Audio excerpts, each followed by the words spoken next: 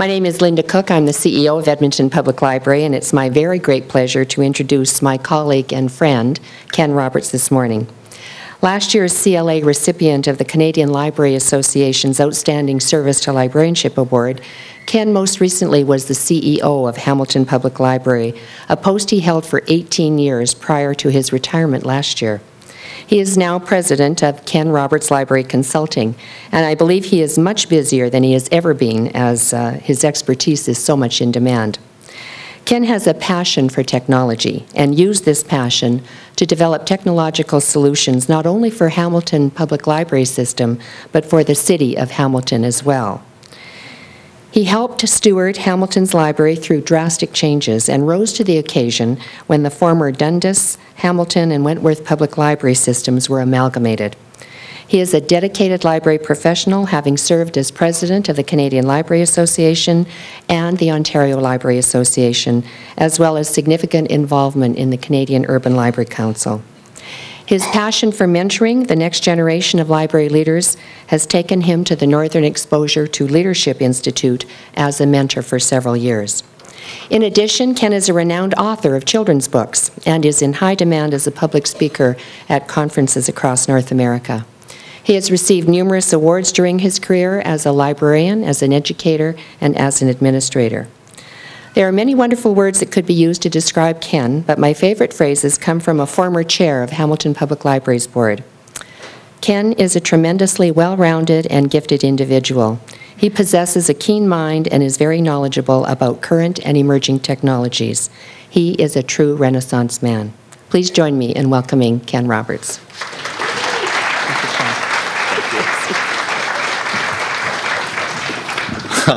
Thanks. And yes, and to prove the point about knowing technology and liking technology, we have all these technological problems trying to set up the session at the very beginning.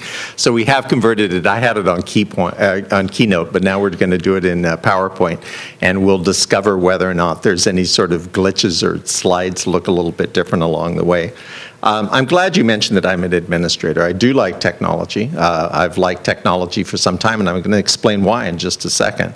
But at the same time, I do view myself very much as an administrator. So when I talk about the future of the book, I'm not going to talk about 15, 20, 30, 40 years out. I'm going to talk about the next 5 to 10 years, things that really will be affecting us as much as we can. And it's an audacious topic to sort of talk about the future of the book because there's so many opinions. So definitely take it as being one person's opinion. It is sort of, I suppose the only thing I can say in my defense as to whether or not why I'm qualified to even talk about this is that I read and have all of those notifications that are sent to me, all of the articles about the future of the book. I am a member of all of the data visualization sites. I make sure that I work not just with the chair as being the Canadian Urban Libraries Council ebook task force working with the publishers, but I've worked with the Dutch National Library on the sort of future of the book within their area too. So much of what I'm going to talk about is based upon conversations with publishers and is based on conversations with people within the publishing industry. So, but I think always anytime you're talking about the future, the sort of thing that you can never predict is the sort of elements that just kind of come up and bite you. About 10 years ago, Wendy Newman, Stephen Abram, and I, and Deborah Jacobs from Seattle Public Library were invited to go to the Atlantic provinces and talk about the future of librarianship and make predictions for 5 years out. 5 years later, they invited me to go back and to talk about additional predictions. And I said, well, I've got really good notes on what we said 5 years ago. Why don't I sort of take a look at those notes and talk about how well we did in terms of our predictions when we did that. And my conclusion is that everything that we said was absolutely accurate, but we had still failed because we had neglected to mention such things as social media, which really had not reared their heads when we were first starting to do our predictions of the future and the way they would affect libraries in 5 years previous to that time. So it's always those elements that you can't see that are going to come up and affect you in terms of talking about the future. But it was mentioned that I like technology, and here's one of the reasons why I like technology. This picture, as you can probably see, is 2 years old. That's my son. He's 21 years old. His name is Caleb, and he's entering into his 4th year of Ontario College of Art and Design. Now, I know that Linda's heard this story before. 1995, he was very young. He was 4 years old at the time. And he was identified with a medical condition called multiple endocrine neoplasia type 2B. And short formed is MEN 2B. As soon as the doctor said, we're pretty sure, not positive because there's no test that actually exists to be able to give us a positive indication as to whether or not he has it, we're pretty sure he has multiple endocrine neoplasia type 2B. Then he realized I was a librarian and he said, don't look it up. You know, well, yeah, like that's going to happen, you know.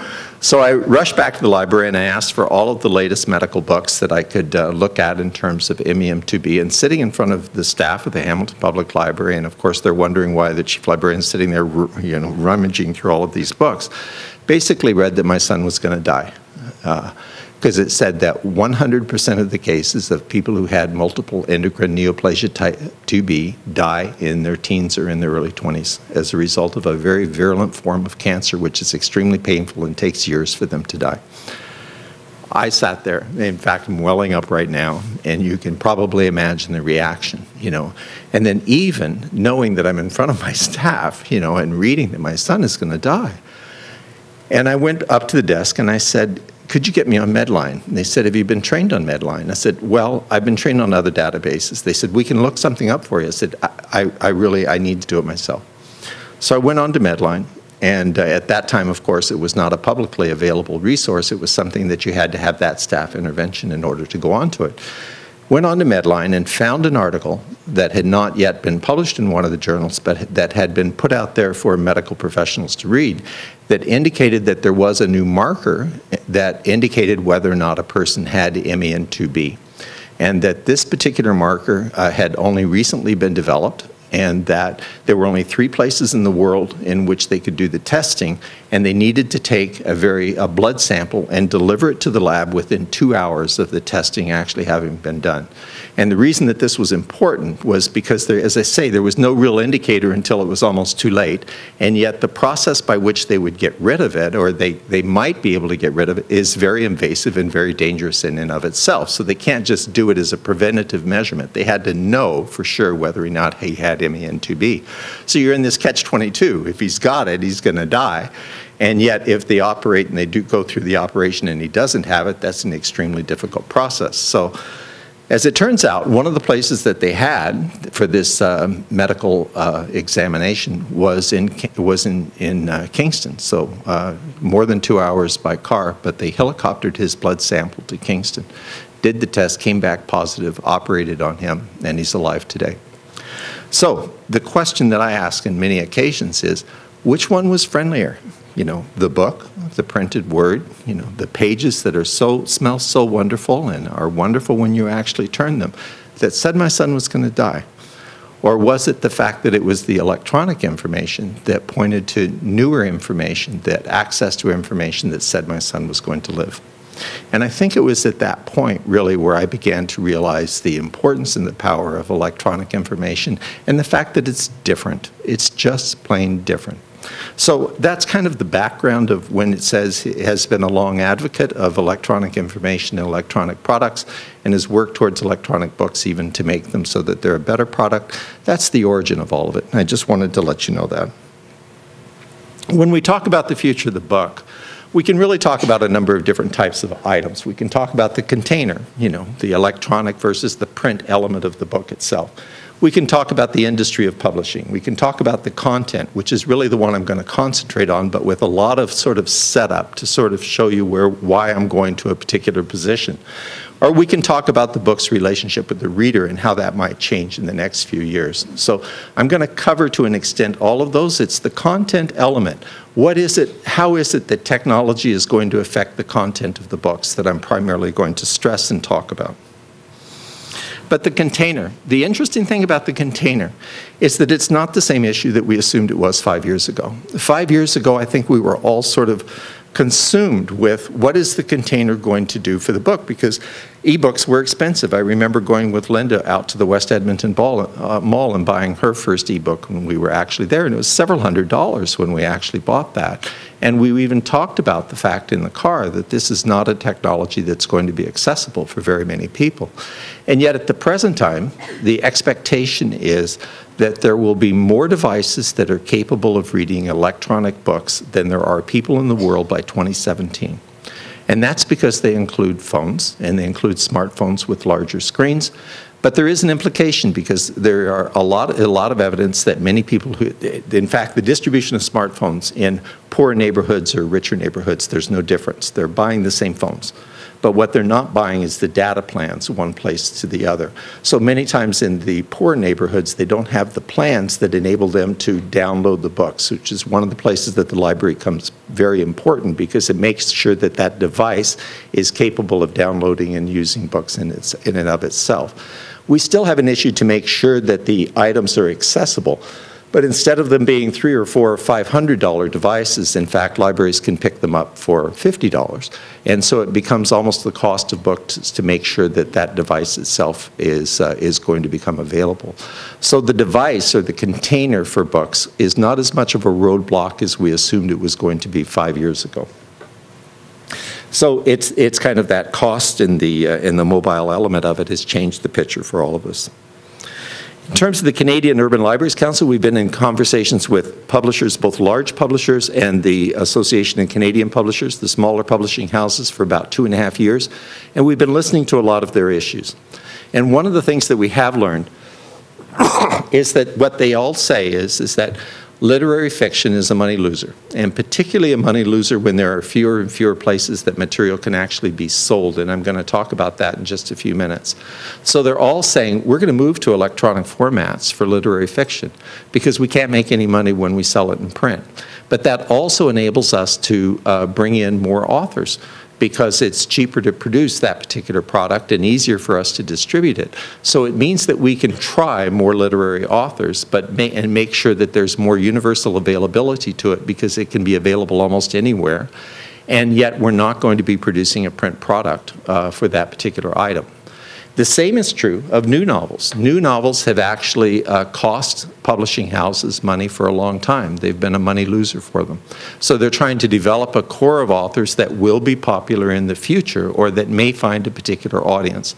So what publishing houses are saying is, here's an opportunity for us. They won't lose as much money, and maybe we can introduce more new authors because we can produce them as an electronic format, and we don't have to sort of anticipate how many copies of it we're going to do in print. We don't have to ship them from location to location. We can have a better ability to introduce more new authors. The same is true of reprinted books. Of that decision to reprint a book used to be that we had to know as a publisher that there's about 3,000 potential sales for the reprinted book before it was worth their while in order to reprint the book itself. So there may be a demand for it, but is that demand high enough for that book actually to be reprinted? That decision is now changed, because they can keep it in print as an electronic product, and even if it only sells 50 copies during the year, or if it sells 100 copies during the year, it doesn't make any difference, because you're not dealing with that sort of print run where it only makes economic sense when you're running off a certain number of copies to make it financially worthwhile.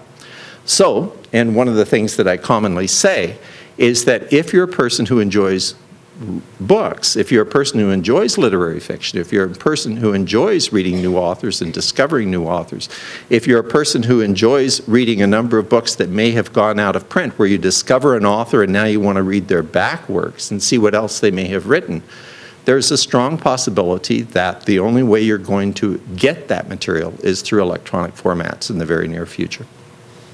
So right now what we're seeing in the publishing industry is someplace between 25% and 40%, depending on the different publishers that you actually talk to, of their sales being electronic sales.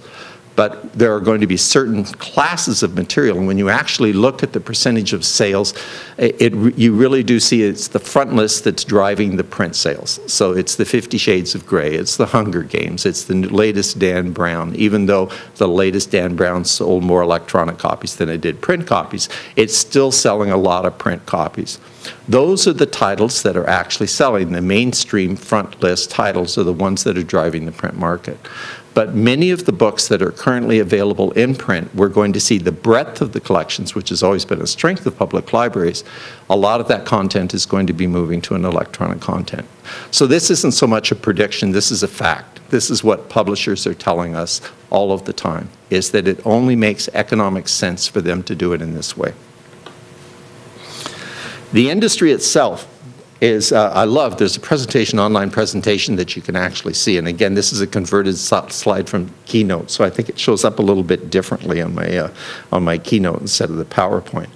Margaret Atwood, and you can see the entire presentation online, did this lovely little presentation with her little line drawings on it, which are quite unique, which was entitled The Publishing Pie and Author's View, in which she talks about the fact that the new world of the ebook, and because the ebook is being priced at around $10, $11, $12, then it changes the entire publishing industry. That before, what you actually had was you had the editor, you had the illustrator, you have the agent, you have the distributor, you have the bookseller who received 60% of the sales when you're dealing with that.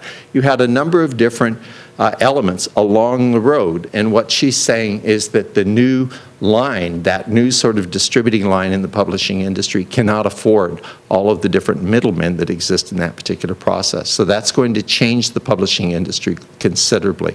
And in fact, that's one of the reasons why we see the sort of kickback sometimes from the publishing industry when they sort of have, where does the library fit? How are we going to do this? Because they're not quite sure in that new market when they're dealing with it how they're going to make money. Because they still have the infrastructure of these people that exist along the line, and yet they're not selling as many print books, and they don't need them as part of that infrastructure with the electronic books. So it's an industry that is in disarray. And we can see that because of the number of exceptionally large publishers in some cases that are either merging or going out of business. So, as I mentioned, that backlist, new authors, literary fiction, etc., in print formats, and many of the people who say they won't read ebooks will read ebooks, if in fact they enjoy books. There's no more returns in that new industry, because if you really deal with the publishing industry, returns is a huge part of their problem. So they print the books, they send it out, the publishing house, the bookseller has 3 months to sell it. If they don't sell it, they can return it themselves. That's a lot of shipping of paper back and forth. And it usually happens that there's about 1 item returned for every item that's sold. So that's a lot of returns when they're dealing with that. And you know, with paperbacks, it's even worse, where it's, 3 to 4 items returned for every item sold, and they don't even return the item. They rip the cover off and pulp the actual, and they return the cover for credit to make sure that they're receiving that. So in terms of actually ecological standpoint, the publishing industry is a print industry where you're shipping material from one location, and the number of items that are actually sold for the number that are printed, it's not a very ecological industry when you're dealing with it. So the other issue that the publishers are dealing with is the disappearance of traditional places where print is being sold. So the bookstore is being pressed by a number of different items. 25 to 30% of the material that's being sold are sold as ebooks, and that doesn't go through your local bookstore. Amazon is taking a huge portion of those sort of front list publications and even some of the backlist publications. And you probably know or didn't realize that the 4 biggest places in which books are actually sold in the United States and Canada are the big Chapters Indigo, those types of bookstores, and we would expect that. Amazon, and we would expect that, and Costco and Walmart. Those are the places in which books are being sold. And Costco and Walmart are 1 and 2. So they're taking all of the big titles and selling those at a discount. And it really means that that local bookseller has a hard time struggling to make sure that they can make money. And as a result, they're not carrying the same breadth of titles. They're not taking a chance on titles where they're going to bring some of them in on the possibility that it may sell some titles, which is placing even more pressure. It used to be, by the way, that a mid-list Canadian title, a front-list title that was sort of just published, that they could, if it was popular, if it was going to be a bestseller, which is only 5,000 copies in Canada, that a fairly popular book could count on around 7,000 copies in sales in Canada. And if you talk to the publishers at the present time, they say that figure is now 3,000. So that's the number of print titles that they're actually selling for a popular book. So the industry is changing a great deal in that area. And the other one that you're actually seeing is, as I say, the disappearance of the breadth of materials and that market being controlled by the larger companies. The industry is also being changed by the change from black and white to color, where people are using iPads, where we have the different types of devices that are now being able to use color and that are connected to the internet and have Wi-Fi, and I'm going to talk about the implication of that in a little bit later. But what that really means is it brings a different type of book back into the picture in terms of ebooks. That right now, the ebook market has been driven by fiction, where it's primarily people that are reading fiction titles in the ebook market. But what we're beginning to see when color comes back into the picture is the reintroduction of nonfiction back into the ebook market. So because it relies upon graphs, it relies upon pictures, it relies upon a number of different other types of items. So we're seeing, in fact, more books that are coming back into the ebook market that were really not part of that world, where it was a fiction-driven world with the devices that people would travel with them and take and read on the beach and do everything else that was quite wonderful. And in fact, one of the scariest components of that, and I do view it as a little bit scary, is one of the largest areas for growth in terms of ebooks is picture books. And it is because of the fact that they're color devices and a number of books can travel around and be taken, and it has more interactive elements within it that can be used. I still believe that the picture book as a print item is a piece of magic, and I'm not quite as fond of that one, but it is a big trend that's taking place within the publishing industry.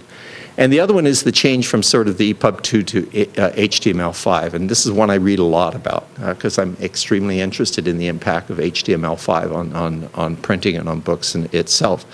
And what HTML5 means, really, is that it'll be the disappearance of the app as being a book, and instead that kind of device-agnostic item that can be used on any type of a device. And it also means that there will be the introduction of much more streaming and the ability to constantly introduce new content into the book that you may buy. So if you're buying a book, it could almost be, if it's a book that requires update on a particular topic, it could be something that's almost like a subscription, where it is a book, but the content is being updated within that book to reflect that. And that's something that HTML5 will enable more than any technology that we've seen so far. So I think it's important to really talk about not just the book, but other technologies, and I'm going to in just a second. But technology changes content, and I think that's an important thing to remember, and I'm going to talk about this for quite a bit here for a little bit. If we go back into Gutenberg, and they always talk about this, and I heard Lev Grossman talk about it even when we were in Jasper. If you go back to Gutenberg, you can actually see that what happens is that when movable type is being introduced, it changes the nature of the content. Now, this is just Germany and the number of books that were actually produced. So if you look at 1519, so about 20 years after the first sort of movable type books are being introduced, it was 150 books, or 150 printed works that were produced in German. If you look at it the next year, 1519, then it was 260. If you look at it the following year, it was 570. And if you look at it several years later, it was 990. So what actually happened then was that instead of the handwritten book, then you began to see this enormous growth in the number of presses, where there were about 200 presses at one point in Germany just a few years after that, an enormous increase in the amount of material that's being produced. And instead of it all being religious material, it's much more secular material. What would have happened to the 95 Theses if they were posted on the wall, and that was the only place that they were actually published, instead of the fact that they were printed, reprinted, reprinted, reprinted, and distributed throughout Germany and throughout Western Europe? So it begins to be something where the content or the technology itself begins to change. It became more secular, much more material became available. It became more critical of the current state of existence, and it's over that next 150 years that you really have a period of disruption throughout Western Europe, and much of it is fueled by pamphlets that are being produced in the presses and that are sent in a number of different places. The one change that people really don't talk about as a technological change that is equally as important was actually the invention of the power press and it was first patented in 1810 and used by the London Times in 1814 was the first major publication that began to use it. And it meant that the newspaper went from where it was sort of handset type where it became something that instead of them producing maybe only 1,000 copies of a newspaper a day, they were producing tens of thousands of copies of newspapers a day. So it led to the possibility of far greater literacy, far greater importance on literacy, and it changed the content of what was news, because when there was only 1,000 copies and when it was expensive and only a few people could buy it, the primary news was about royalty and the upper class. But when you began to print it in much more massive quantities, then suddenly you get a different content. Then suddenly sports becomes something that is interesting for people to read. Entertainment is something that is interesting for people to read. The Dickens novels that are being done as being serials in newspapers, because it is that they're far more accessible. So the power press, changing the nature of both books so they could be produced in much greater quantities when they're being done, and newspapers produced in much greater quantities, I think is the next great leap forward after the Gutenberg. So those are just a few things where you can see that what happens is the technology changes the content itself. And my God, we're phenomenally lucky to live in what I would really view as being the third greatest period of time in which we're seeing enormous disruptive technology that is going to change the industry yet again. So what I love to do at this point, because I think it's the point that people begin to understand, is to say that you need to compare electronic publishing and what is happening at the present time to the development of the automobile. So when the first automobile was actually created, they did call it the horseless carriage. And so it made sense because people had to make reference to the past to understand what it was. So they said, it's a carriage, but it doesn't have a horse. Oh, that makes sense. And what we're saying at the present time is, it's a book, but it's electronic. It's exactly the same thing. But what happened with the next iteration? After the horseless carriage, the next one became the automobile, where suddenly people began to say, well, why do we have to have the wheels that are spoked that look in exactly the same way? Why do we have to have it being a buggy type? Why do we have to have it so that it looks in this way? In fact, now that it's faster, we need glass in the front. We need this, we need that. We need different components of it. We can enclose the entire thing. We can put heating inside of it. We can do this, we can do that. So suddenly it became a new format and a new means of transportation that may have had its start as the horseless carriage, but became something that's very, very different. And that's what we're beginning to see in the ebook world as well. And I'm going to use another sort of example to show you what happened to an art form when technology change came through. And that really is photography. And Linda knows I love photography. So I go to photography exhibits all the time. I own really good cameras and take them with me every place that I can possibly go. So I really like photography.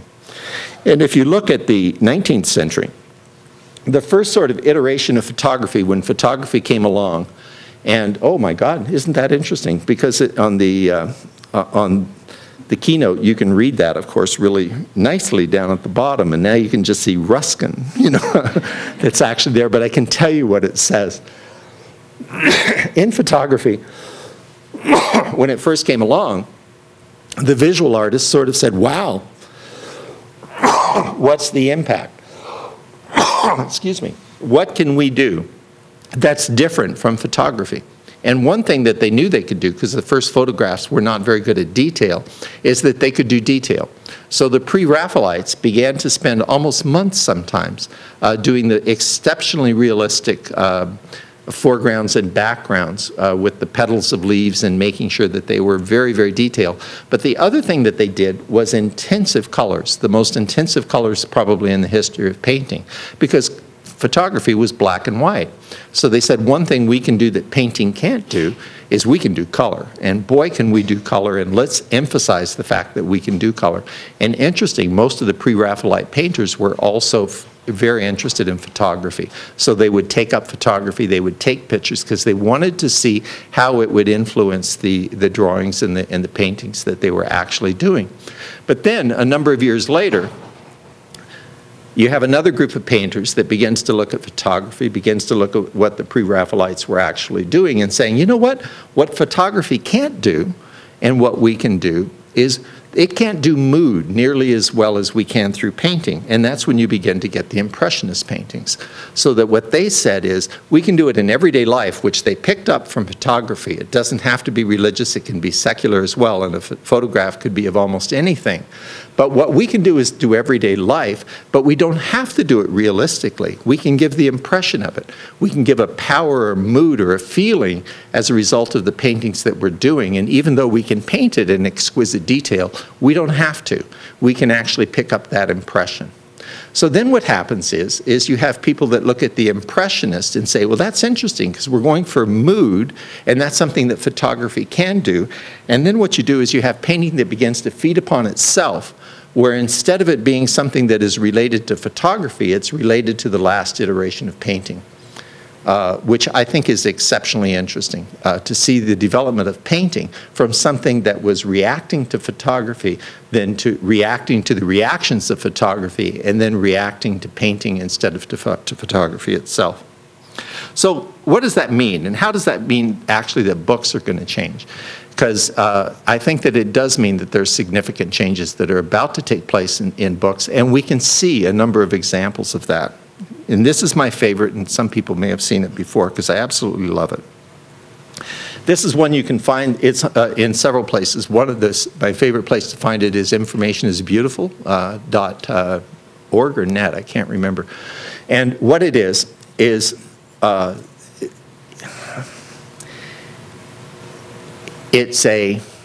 took the web. So the size of the circle depends on the amount of information that's available on that particular topic. And they decided to track holistic cures and the way they're represented on the web. So each one of those bubbles is a type of holistic cure. So it would be folic acid or vitamin C or whatever it may be. And the higher it is on the bubble and the bluer it becomes, the more likely it is that there is validated medical evidence that shows that it's beneficial to address some medical issue. The lower it is, and you can see this is the worth it line that's right here. The lower it is on the chart, the less likely it is that there's validated medical evidence that says that this is useful to address a particular type of a condition. Now here's where it gets interesting. Is you can see over on the side where there's a number of different type of indicators. So you can put in your medical conditions, you can put in your age, you can put in whether or not you're male or female, and those bubbles will change. So it may be that there's a particular holistic cure out there that is particularly good for a particular issue that relates to middle-aged men, but if you're an elderly man or if you're a young man, it doesn't make any difference at all. So the medical evidence doesn't make any difference for that. And the reason that I point this one out, and by the way, if you click on any one of the individual charts, not only when you run your mouse over it, does it sort of state the medical condition that it may be there for, although it may be there for a number of them. But if you click on it, what it actually does then is it takes you to the medical evidence that indicates why it's there in the first place. So it takes you to the actual content. And here's one of the other interesting aspects of it, is that it's going to take you to a number of different places. Every one of them is going to be validated medical evidence, but it's taking you to a number of different websites. So the front end, that bubble chart, is acting as a table of contents, an interactive table of contents, and does exactly what I do with the table of contents, where I'm looking for the information that's relevant for me, and then when you click on it, it takes you more quickly to the information that you may be interested in. And it's going to pull it in from a number of different places and a number of different sites, and because of that, it's going to be constantly updated as well. So I think one of the things that I am predicting is that what you're going to be seeing is a lot more where you're using the graphic type of information in order to find the written word. So the written word is still part of it. The written word is still there. The written word is still the end result of the process. But the means by which you find the written word or the information itself is going to change and become more graphic. This is another example. I love it. It's actually from the New York Times, which has done a great job in terms of visualization of information, so that they can take a great deal of information and represent it visually very easily. And what this is a visualization of the 2013 U.S. federal budget. So the size of each one of the bubbles is the amount of money for that particular element of the budget. And the relative location, higher on the chart or lower on the chart, is whether or not it is bigger or smaller than the year before. So the other element that you can do, so you can see the ones that are at the bottom that are red, that's they're really taking a cut, those areas.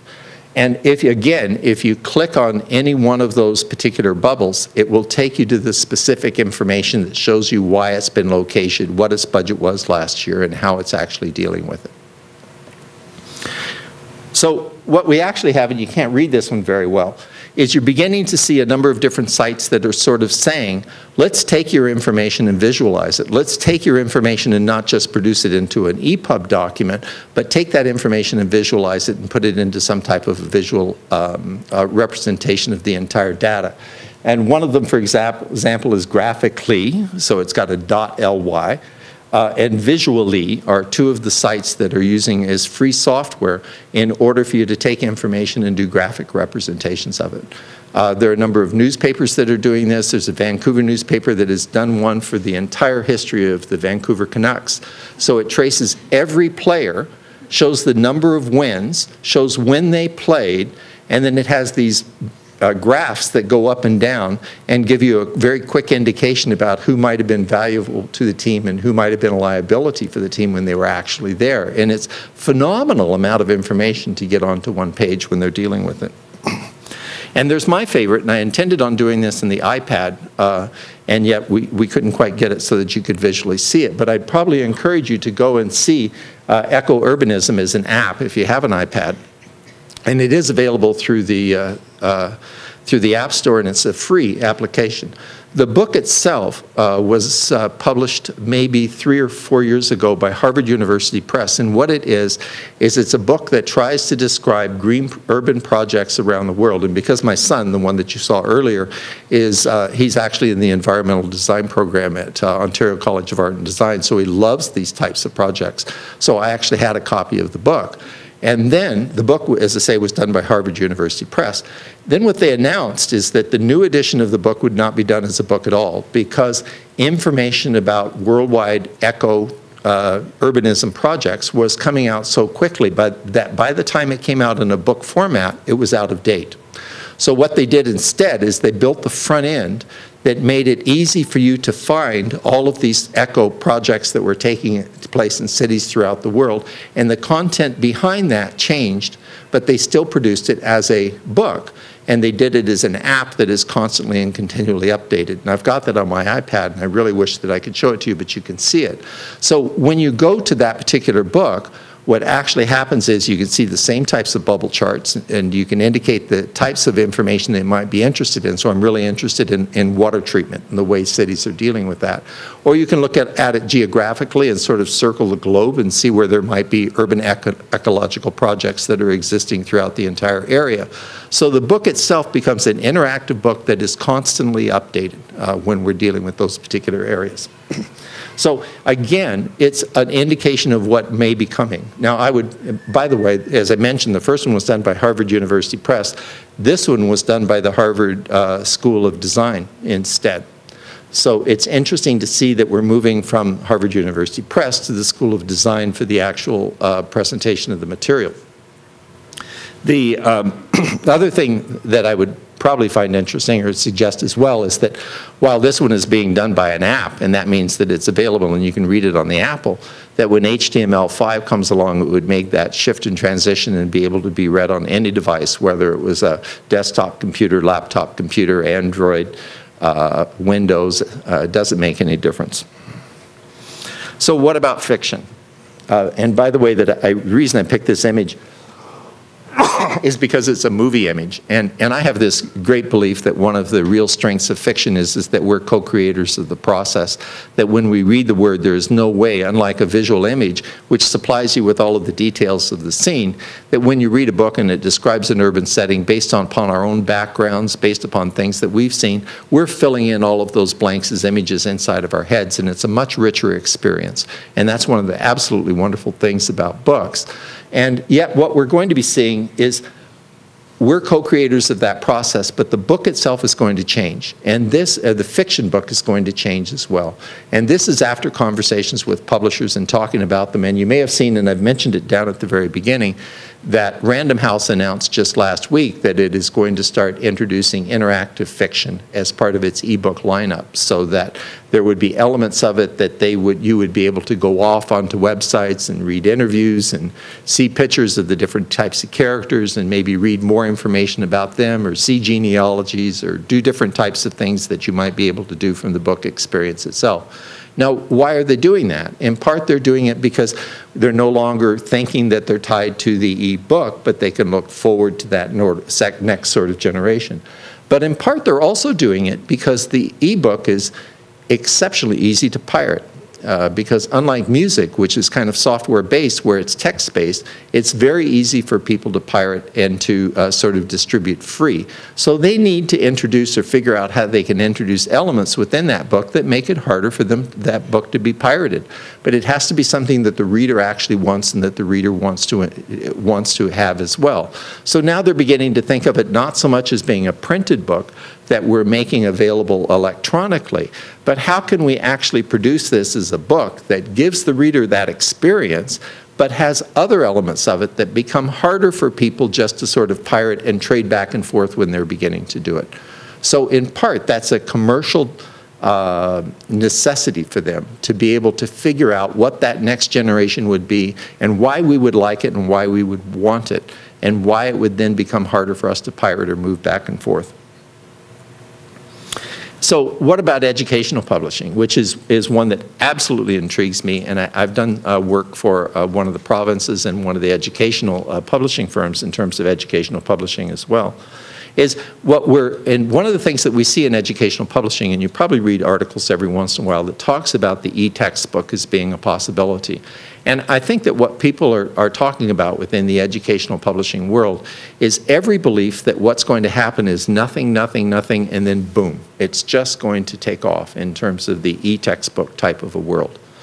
And you may know that companies such as Houghton Mifflin, which went bankrupt about a year ago, that one of the main reasons that it went bankrupt was because of the educational publishing arm of the house itself, is that what actually occurred for a lot of the educational publishers is that when the economic crisis started in 2008, and then suddenly school boards or states began to say, well, let's just put off for another year, buying a textbooks. Let's just put off for another 2 years buying textbooks. Then that was the kiss of death for educational publishers. And what educational publishers have sort of said right down the line is we're never going to go down that road again, because if we commit ourselves to the paper and if we commit ourselves to those particular items and then it's not purchased in quite the same way, then we see where the financial liability exists in those areas. So what they're talking about genuinely is an electronic textbooks. And they have made the decision and the realization and the light went on that they can supply readers for the cost of one single textbook. And they can supply color readers for the cost of one single textbook. And with HTML5 coming along, it means that they can supply the textbook to the student and then have a number of different textbooks for them. So instead of carrying the heavy backpack, you're carrying a much lighter backpack when you're beginning to do it. And then it's cheaper for them to replace that textbook if there's an issue for it. But they can carry the lighter backpack. But even if they forget it, then when they go home, they can log on and they can go to the very same place for that textbook and use it as a streaming element. So if they forgot, it's no longer a valid excuse to say, I forgot my textbooks. Now, you may not have a computer at home, but that's one of the roles that the library could actually play, is to make sure that there is out-of-school access to the textbook material that is actually there through their logon materials. So what are we saying is some of the initiatives? That first one, the digital textbook playbook, is one that's produced by the Department of Education in the United States, which is really a guide telling different states and school boards how they can make the transition to e-textbooks, and that why they should make the transition for e-textbooks. Or then we have Florida, where the designation from the state is a mandatory requirement for school boards to include at least half of their course material in electronic formats by 2015. That's quite remarkable. Or there is the one in California, which in fact had a long discussion with Ken Haycock and Ernie yesterday on the car on the way back, where what they're talking about is the cooperative textbook project in California, where they are talking about K through 12 textbooks for absolutely every student in the entire place, where the textbook material will be created cooperatively and will be done under open copyright. So the idea, at least in their particular project, is we're not even going to pay for the content. There is so much content that is out there that we can put together textbooks without having to pay for the content component of it. I'm not sure that I'm very happy about that particular aspect of it. Or Arizona, which is making the very same movements. Or for adult education, as many of you probably know about Coursera. My wife is taking a course at the present time on philosophy, and she's one of 90,000 students around the world that are taking that particular course. And there's course material that is available online that is all free, and yet it is accessible through the Coursera type of a software.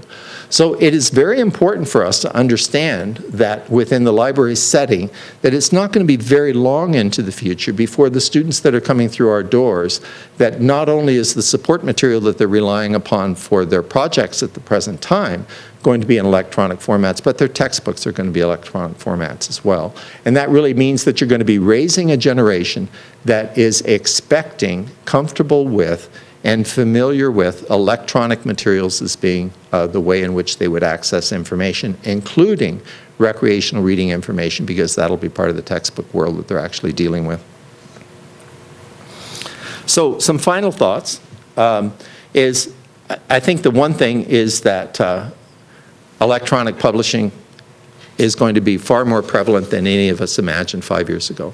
Some of you can probably remember the Rocket Reader from around 1996, 1997, and all of the subsequent readers that came along, where there were those attempts to create those electronic books and electronic readers, none of which were successful.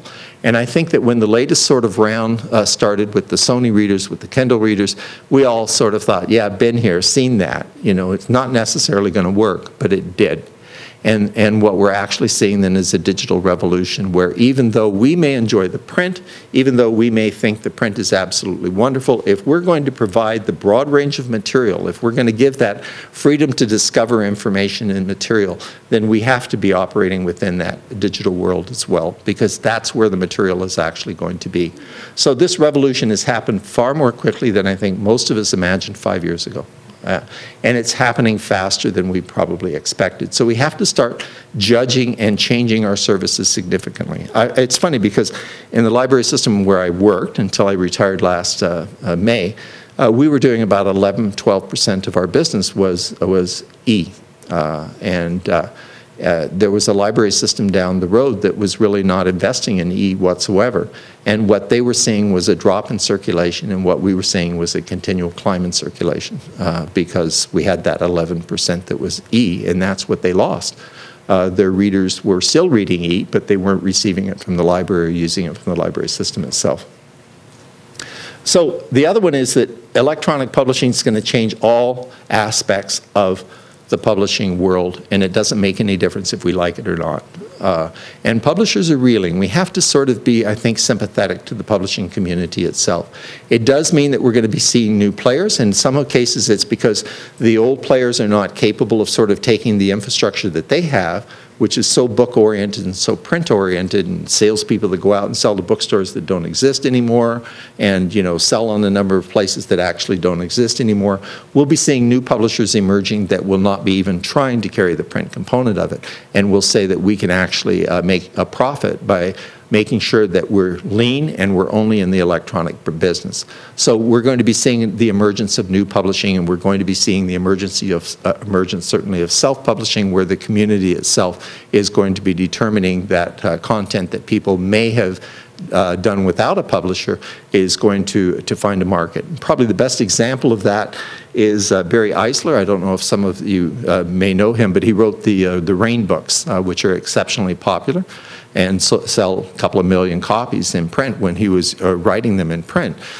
And basically, he's the first popular author that went to Amazon without a publisher and said, why don't you, Amazon, actually Amazon approached him, why don't you produce your book without the publisher, sell it, and then we don't pay the publisher their particular portion of it, and you can receive a larger royalty because you're receiving both the publisher share and the author royalty as part of the book. So he did it. And he had done 5 or 6 of the Rain books before that. And they did a 25,000 print run so that people who really wanted to buy it from print could go to Amazon and buy the latest Rain book in print if they really wanted to. But the rest of it was going to be electronic sales. He made more money on that book than he did on any of the others. No publisher. So we're going to be seeing those changes in the publishing world. Electronic publishing, as I mentioned, are going to create new products that are not books. We need to think of them as being not e-books, but something that is exceptionally different. And that these products are going to free boundaries and result in things that we cannot even imagine at the present time. That the content will look quite different. And if we deal with the transliteracy concepts, then it does mean that the word is going to be in the base. But in fact, when I've been talking to people, when they deal with the concept of transliteracy, and there's a wonderful document from University of California, Santa Barbara, that really talks about what transliteracy really is. And what it is the merging of different types of formats so that you can understand, find information, deal with it in a number of different media. But at the bottom of that process is the word, and is word content when you're actually dealing with it. And so if you look at the 20th century, the new formats that came out of the 20th century took us away from the word, where it was radio, it was television, it was movies, that actually took us away from the word.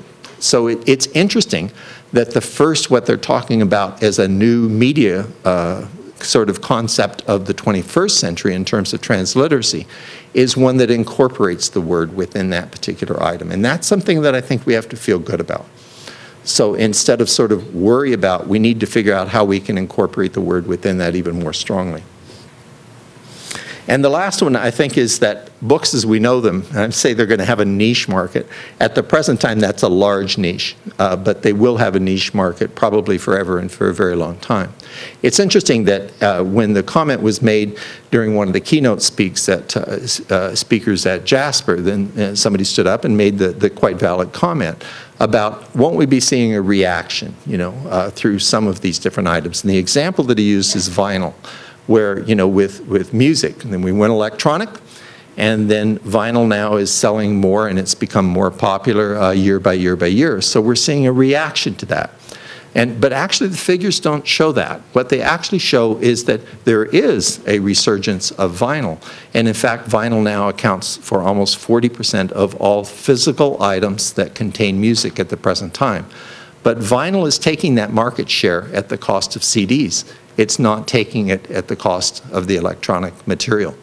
So the sale of physical object music continues to decline. It's just that the vinyl portion of it is increasing. So it is interesting the way in which we're seeing those markets begin to change. So I'll just comment that that's my website. It actually has it up there twice. I'm not sure why, but just in case you can't see it for the first time, it's there again. And I'll make sure that, that the slides for this particular presentation are up there sometime later this week when I get back home. So you can access the slides from there. And now, the reason I have the picture of the elephant, and I use this for many of the presentations, sometimes when I'm doing fact-based, I don't do it, but when I'm sort of speculating and talking about things that that appear to me to be happening into the future, I love the story of the 6 blind men and the elephant, and the fact that each one of them touched a different part of the elephant and came away with a different image and a different perspective of what the elephant actually was. I always believed that if those 6 blind men by the side of the road had actually shared their information, they would have come up with a different idea of what the elephant was, but instead, each one of them, having touched different parts of it, argued about what an elephant was for the next 40 or 50 years, however long they lived. So, but I always make sure that I remind people that my view of the future, when I'm talking about trends that I actually see, is just one blind man and the elephant. But it does come about as a result of sharing information and talking to a great number of people within the industry itself.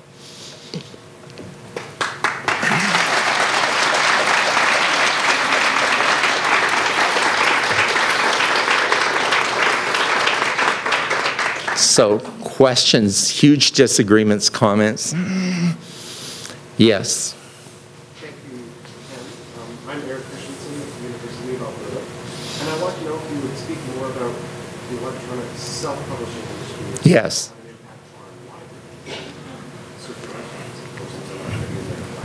Yeah, I will. And the question really was dealing with the self-publishing industry.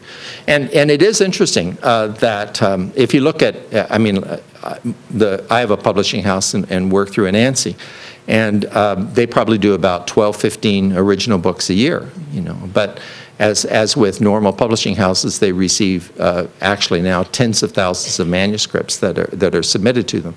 So we know as a result of that there are a huge number of books that are more than worthy of publication that are not being publicized. You know, that's for sure. We know that.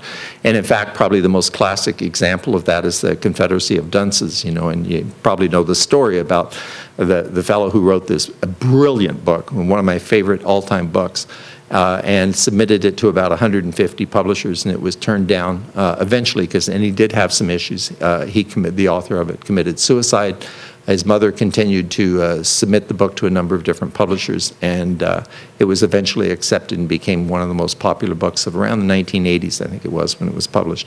So we have examples of brilliant, brilliant pieces of literature that have never found a publisher.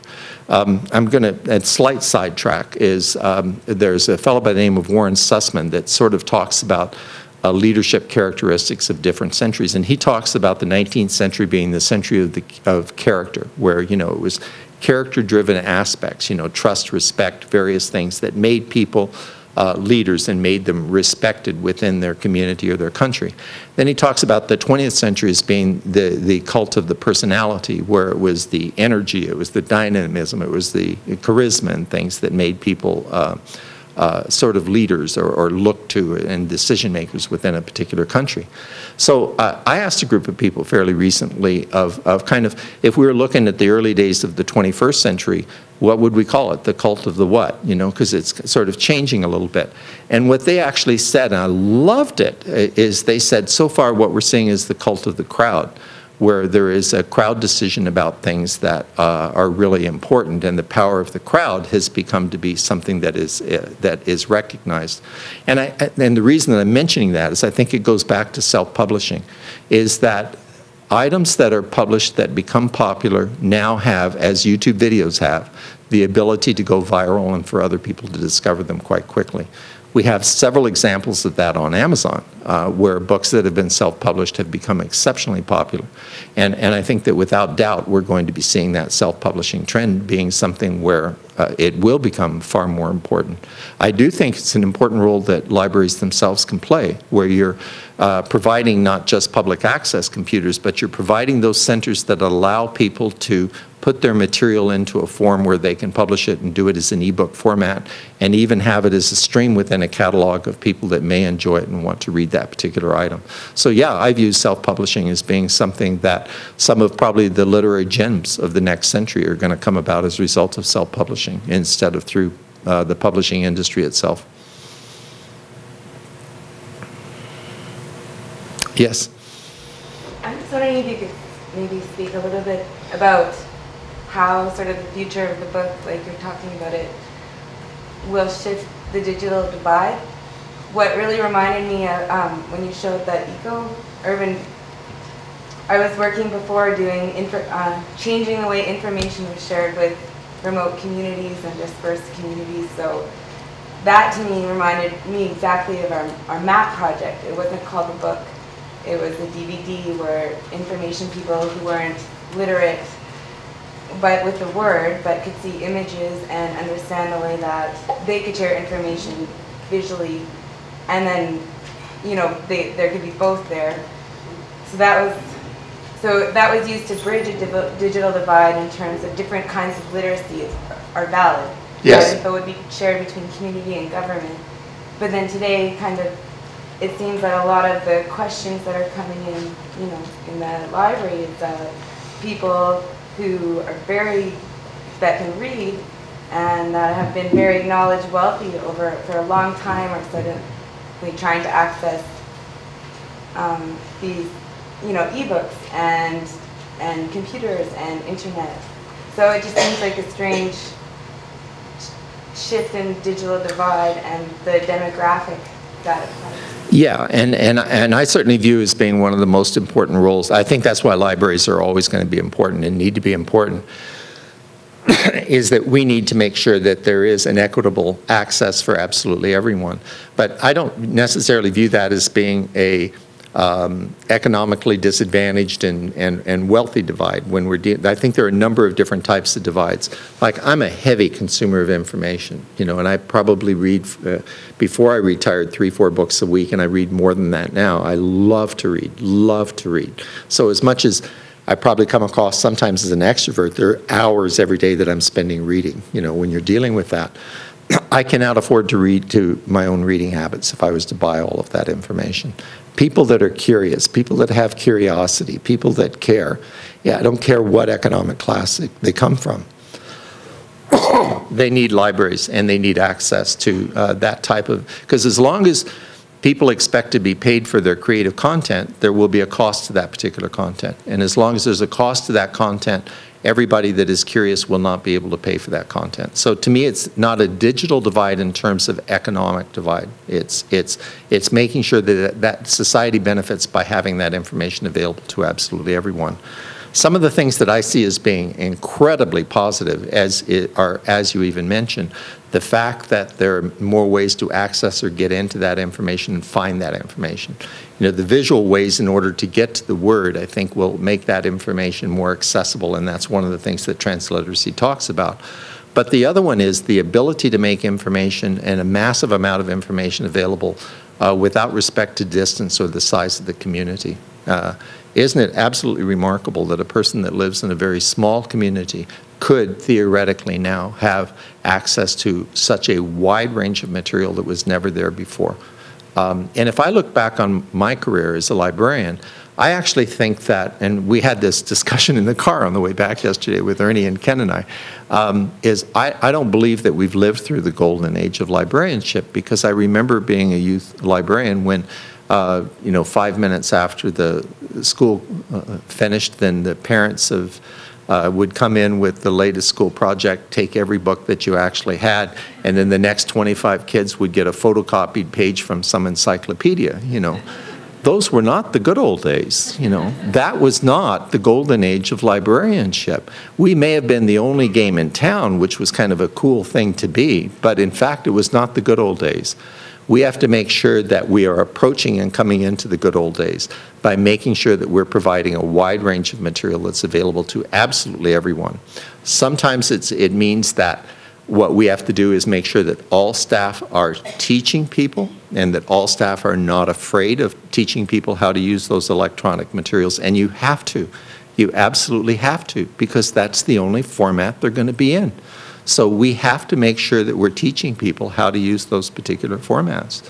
And I think it means that the devices are going to become less expensive, but we need to make sure that those people who can't afford the devices do have access to them. I don't know if I answered your question, but is there a component of it I really didn't answer that you want a response to, or?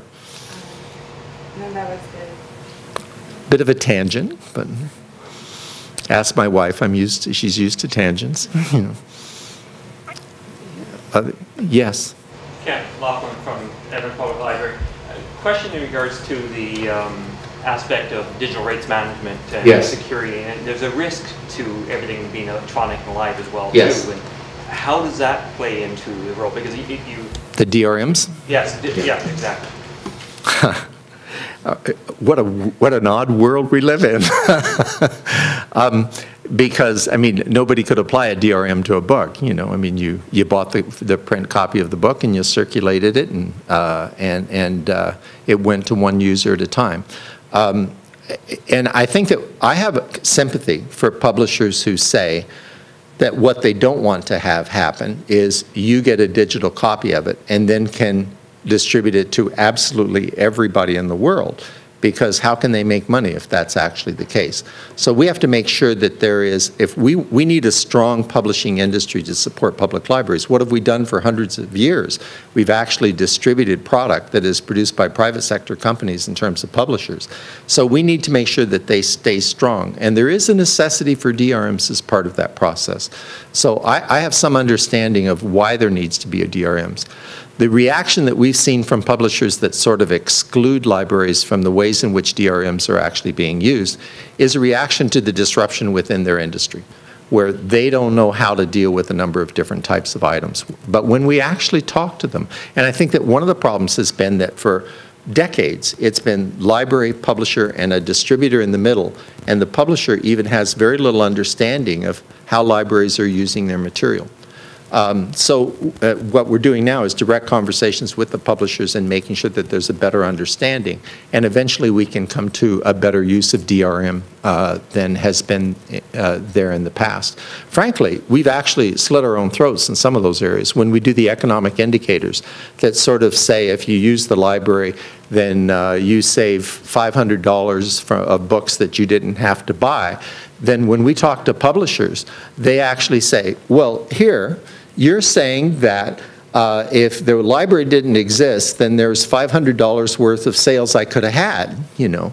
But the reality is that most of those books would not have been sold, or in fact, they wouldn't even know about some of the authors, or the people that use libraries actually buy materials as well. But we haven't done a very good job of conveying that message because there hasn't been direct conversation. So the DRM issue will correct itself when there is better conversation and better understanding of the issues on both sides. Now, having said that, we're facing a brand new issue in terms of DRMs when we hit the HTML5, because the ability to apply different sets of DRMs is going to become quite different. We're dealing now with the DRMs that are related to the ebook, but when we have the successor to the ebook, when it is much more of an online item, when in fact there is an online connection between the publisher and the reader itself, then the DRM will change. And you can even see that. I don't know if people have heard the controversy over Sims in terms of the game, of the latest module, the university module, requires you to be online and requires you to store the material on the Linden Labs site when you're actually dealing with that. And the DRM will not allow that material to be played offline. So you need to be online. You need to have a Wi-Fi connection in order to actually play the game itself. So pirates have come along and removed that particular software component of it so you can play it offline. So the pirated version of the latest edition of The Sims, removing the DRM component, is better than the one that Linden Labs sells as being that particular module. So I think the issue that we're actually going to find is that DRMs in that world where it's potentially streaming, and when we're bringing nonfiction back into the book fold, because it's really not there very much anymore, and we're going to want that constantly updated information. But that DRM issue is going to change again, because part of that threat is that the relationship, even using the book, is one that's between the user and the publisher. And the DRM issue becomes one that's between the two of them. And I'm a little concerned about that. Does that make sense? Yes. Hi, Ken. This isn't necessarily related to your topic today, but I'm wondering perhaps you might give some predictions for the overall social literacy impacts that this might have. And the reason I'm asking that is because reading's always been a participative process where you have to exercise your imagination. But as with the rise of film, I remember this Onion headline that said, "The new Harry Potter movie teaches children the wonders of not reading." I'm wondering when every halfway decent novel becomes a film with the rise of YouTube, I'm wondering what what does the future of reading look like? What will the overall reading habits have, and what might the possible social implications of that be? Well, I'm hoping that there's a reader response to that too, and that's why I even included in that first slide of the relationship with the reader, as being one of the items. And to me, the jury's still out on that one. Right now, in the ebook world, the ebook does mirror that reading experience where we're co-creators. But I am concerned that the publisher, in an attempt to make their items unique and to make sure that they are not copyable, that some of those elements of that will be removed by the replacement of software and things that you technically can do but probably shouldn't, So yeah, I have a concern about that. Okay, sorry. What changes do you think ebooks will make to the very definition of what we consider, say, a novel, a short story, a poem? For example, do you think something like serial fiction will make a comeback? I do. I do believe that serial fiction will make a comeback.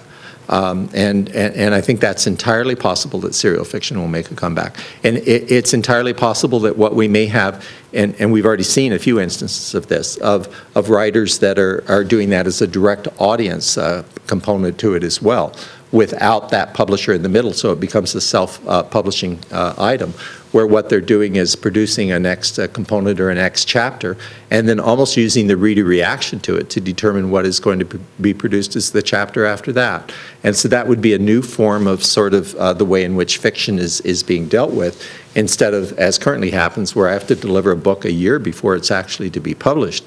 We may be seeing it where people who are capable of turning material out quite quickly, or that even have a storyline in mind and some of it written, will take the reader responses and the reader reactions and change it ever so slightly from those serializations when it's being done. So yes, I absolutely believe that we'll see the return of more serial fiction. So let me ask you a question. As librarians, as library workers, as most of you are, and I know there's some people from the public, you ready to embrace it? Where are you? Does it scare you, or does it sort of say, hey, this could have possibilities in terms of what we could deliver to the public, Yes. I can. I just have to share Louise. Oh, Louise Robert leaned over and said, "We don't get scared here." And I just don't think I'm sure we don't get scared here. And yes, I actually think we're really ready. I think that we're well positioned. I'm sure you're here over the next couple of days. You'll hear that we're preparing for our 2014 to 16 business plan. So please, seed some of those discussions while you're here too. Absolutely. Great.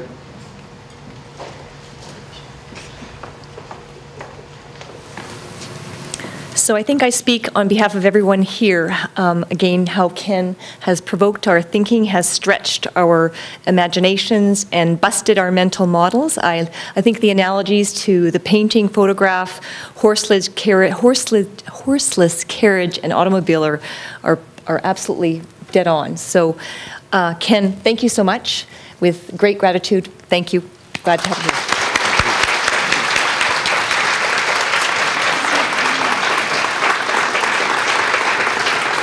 Thank you. I do, by the way, have my own internal little, what would you call them? Little things that speak to me inside presentations.